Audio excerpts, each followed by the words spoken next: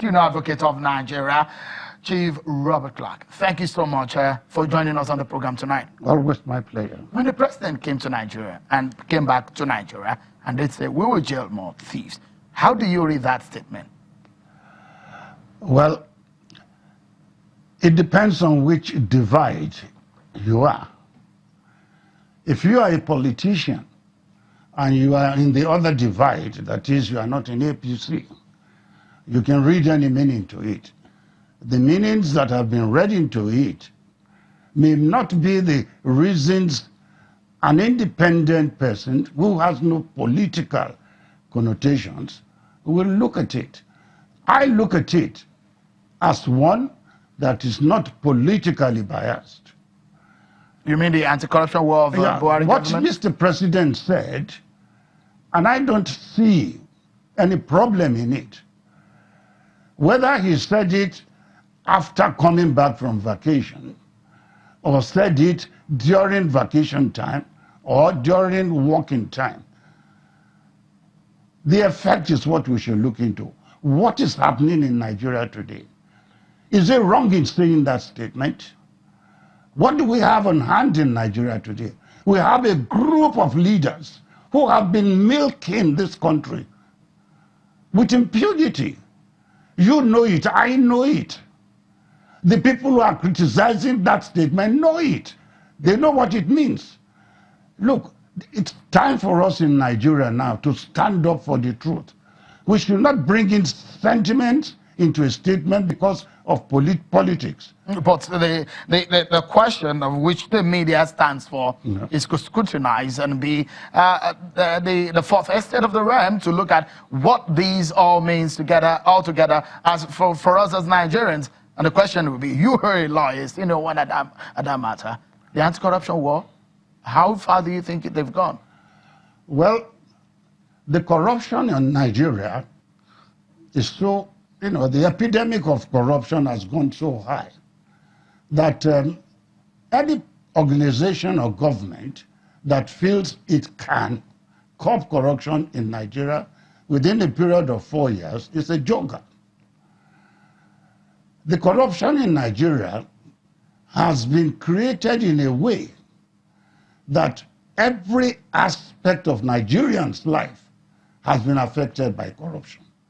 Right from the head of state and its cronies, right from the laborer in the streets, cleaning the streets.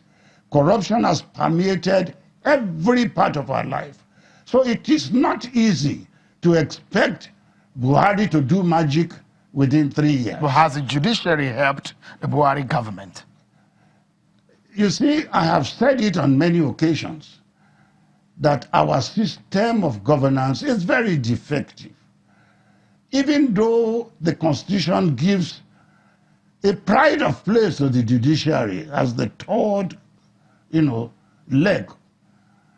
But our Constitution, as written, the 1999 Constitution, did not give the judiciary that independence for it to behave in the way and manner you and I expect from it.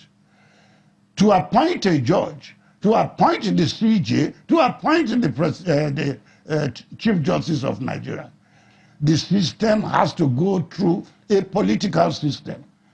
The assenting authority, the appointer is a politician.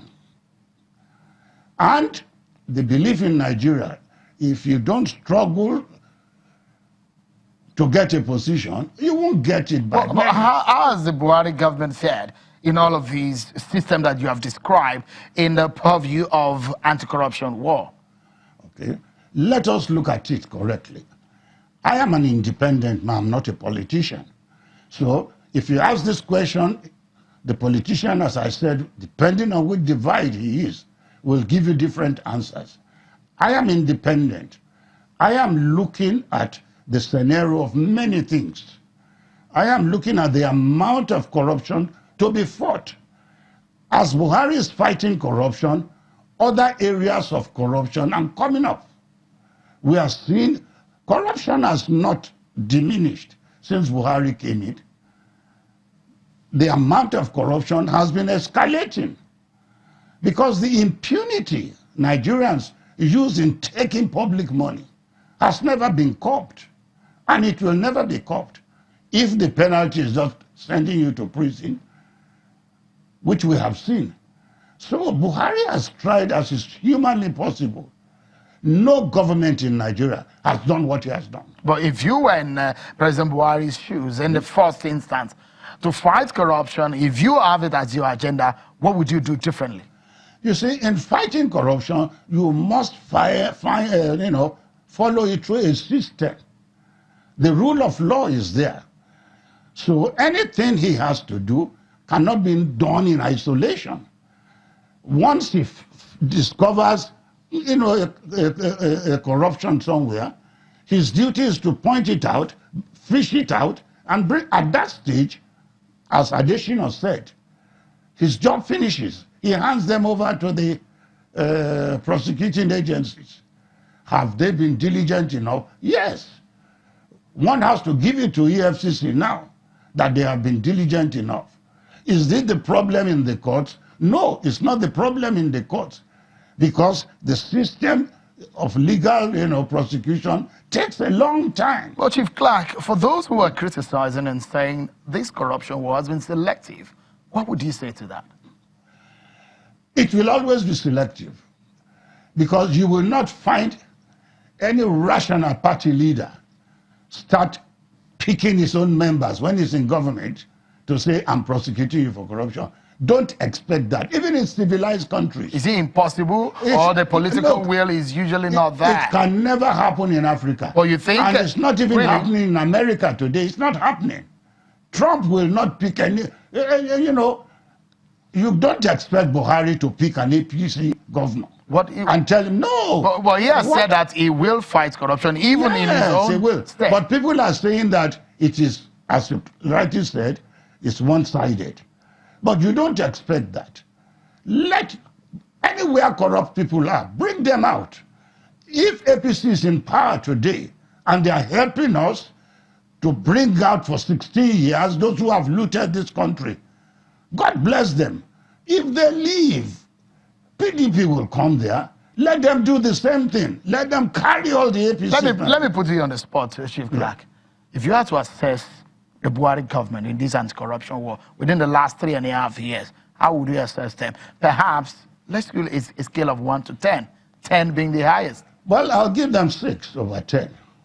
That's a pass mark. Yeah, I'll give them a pass mark within the limits of what they have to play with. All right. The president cannot jail you. He hasn't got the power. So why are you blaming him? The system will not allow him to do that.